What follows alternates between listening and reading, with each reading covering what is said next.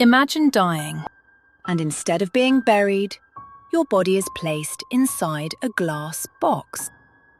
Every single day, thousands of strangers walk past your corpse. Children point at your face. Parents whisper, "Behave yourself, or this monster will come and eat you." For 61 years, that was his punishment. But decades later, people started asking a terrifying question. What if the monster was innocent? Tonight, we're traveling to Thailand to uncover one of the country's darkest true crime mysteries. The story of a man known for generations as the Cannibal of Thailand, Si Quey. Welcome to the podcast, You Can't Unhear. Before we begin, I want you to keep one question in your mind. Is it possible for an entire country to remember the wrong monster? Our story begins not in Thailand, but in China. The year was 1927. A boy named Si Quey was born into a poor farming family. His childhood should have been filled with school, games, dreams. Instead, history had something else planned. In 1937, when Si Quey was only 10 years old, Japan invaded China. Villages disappeared. Food became scarce. Families were torn apart. Children grew up surrounded by war. According to later accounts, Si Quey eventually became involved in military service while still very young. For years, survival became more important than living.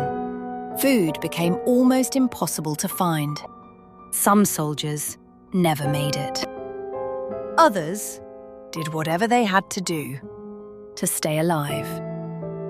One story followed Si Quey for the rest of his life. That during the war, he had survived by eating the flesh of dead soldiers. Not because he wanted to, because starvation had left him with no other choice. Whether every detail of that story was true is still debated today. But one thing is certain. That single rumor would eventually define the rest of his life. When the war finally ended, China was devastated. Millions had died. The economy had collapsed. Finding work was almost impossible. Like countless others, Si Quey decided to leave everything behind and search for a better future. He immigrated to Thailand. He didn't speak Thai. He had almost no education, no family, no connections. The only work he could find was as a gardener. To most people, he was invisible, just another immigrant trying to survive. Years passed. Then, between 1954 and 1958, fear spread across Thailand. Children began disappearing, one after another. Bangkok, Rayong, Nakhon Pathom. Boys and girls between 5 and 11 years old. Some vanished without a trace. Others were later found dead. The country was horrified. Parents stopped letting children play alone. Rumors spread faster than facts. Police came under enormous pressure. People demanded answers. And eventually, they found someone who looked different enough to become everyone's suspect. Si Quey. To many people, the logic seemed simple. He was Chinese. He barely spoke Thai. And there were whispers that he'd eaten human flesh during the war. To an already frightened public, that was enough. The newspapers exploded. Headlines described him as a monster, a cannibal, a child killer. People stopped seeing him as a man. He became the face of every parent's nightmare.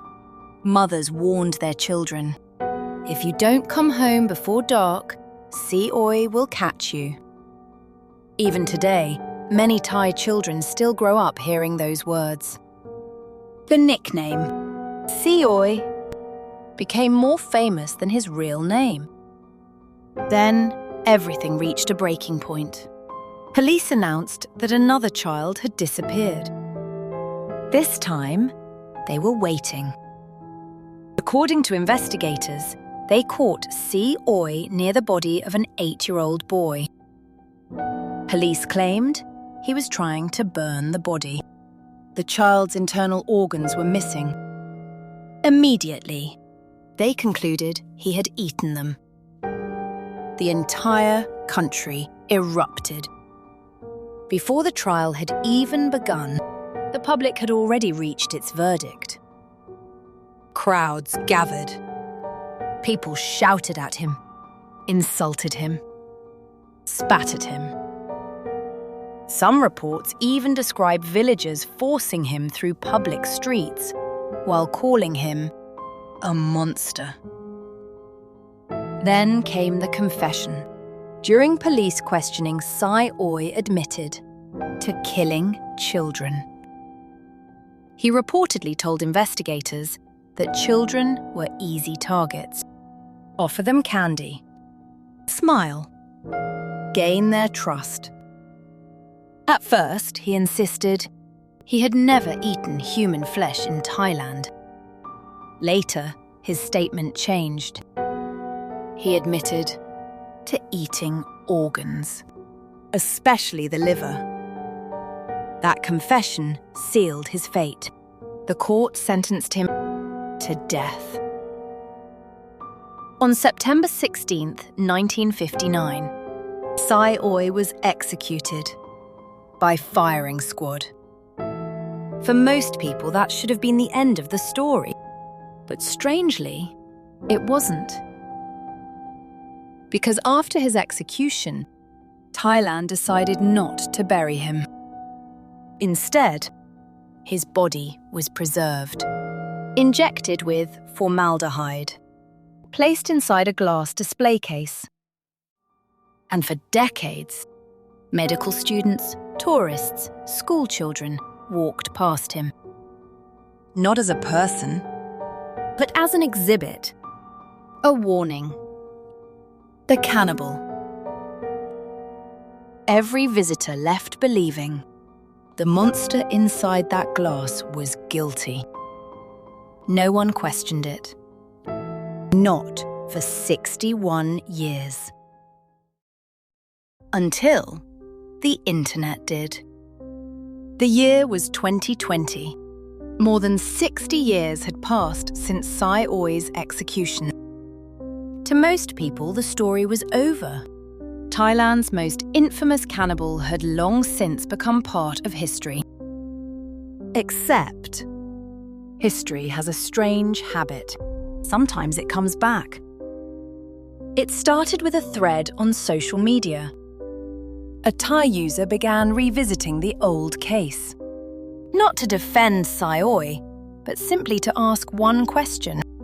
What evidence actually proved he was guilty? The post spread quickly. Thousands. Then, tens of thousands joined the discussion. Eventually, more than 80,000 people were debating the same mystery. For the first time in decades, people weren't asking, how many children did Si Quey kill?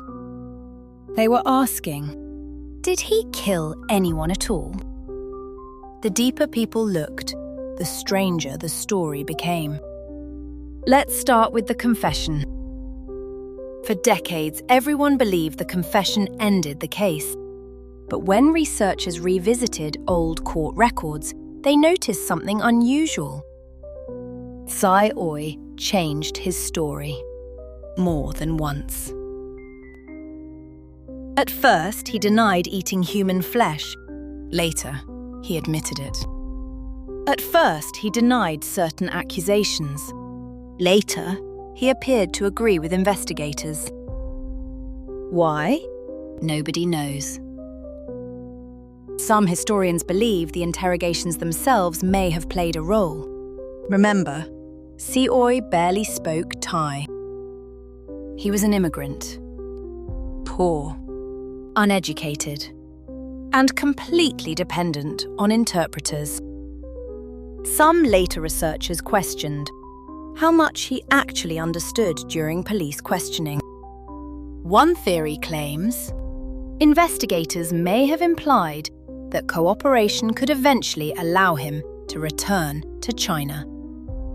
There is no definitive evidence proving that happened, but the possibility raised uncomfortable questions. Then, people looked at the murders themselves. The official narrative claimed Si Quey murdered multiple children. Yet historians later pointed out many of those cases were never conclusively connected to him.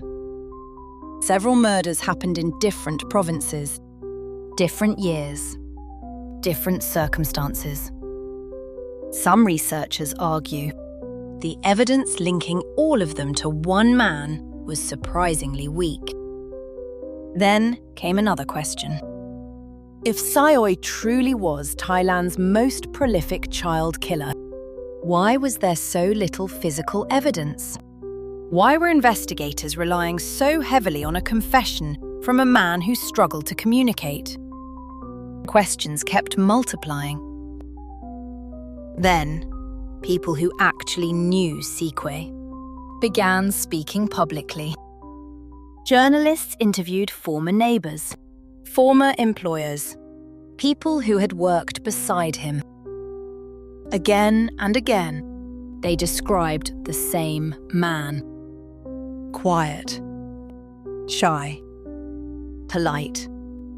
A gardener who mostly kept to himself. None of them claimed to know what happened to the missing children. But many struggled to believe the man they remembered was capable of the horrors described in newspapers. One documentary even explored another possibility. Some witnesses suggested the real killer may have been someone far more powerful. Someone with influence. Someone the police couldn't easily accuse. To be clear, there has never been conclusive evidence identifying another perpetrator. But once that possibility entered public discussion, people began looking at the case very differently. Because history is full of moments where frightened societies needed someone to blame. And Si Quey fit the role perfectly. He was poor, foreign, different, already carrying the impossible burden of surviving war through cannibalism. Whether that wartime story was completely true, partly true, or exaggerated, it had already destroyed any chance of the public seeing him as human. The newspapers had their monster. The police had their suspect. The public had their answer.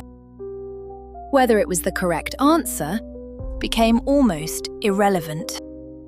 But perhaps the greatest tragedy wasn't the execution. It was what happened afterward.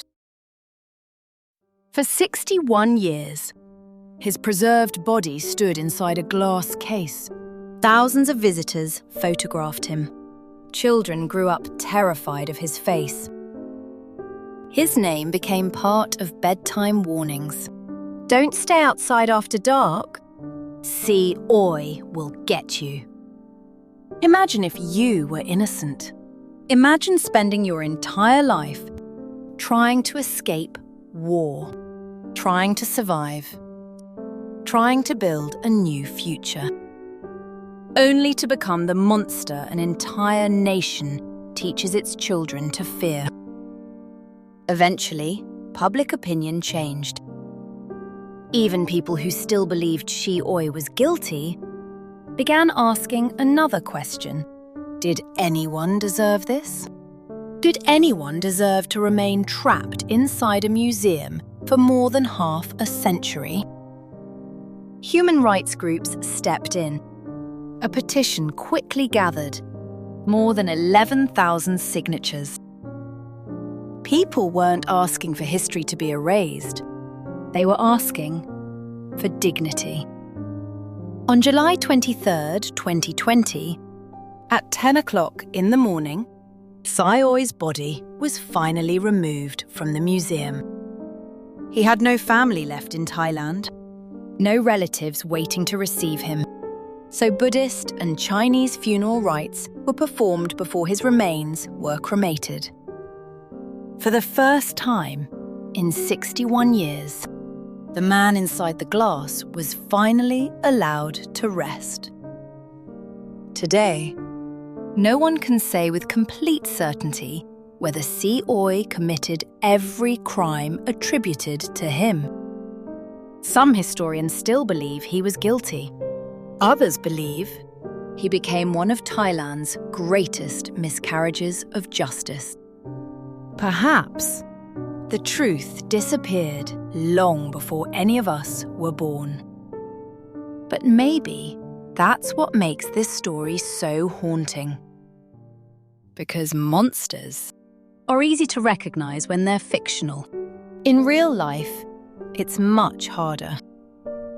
Sometimes, the monster is exactly who everyone says it is. And sometimes, the real horror is discovering how easily fear, prejudice, and panic can create one. Thank you so much for listening tonight. If you enjoyed this episode, don't forget to follow the podcast, share it with someone who loves true crime, historical mysteries, and the stories history still can't fully explain.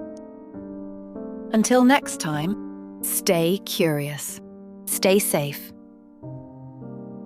And remember, sometimes the people history remembers as monsters leave behind the biggest mysteries of all.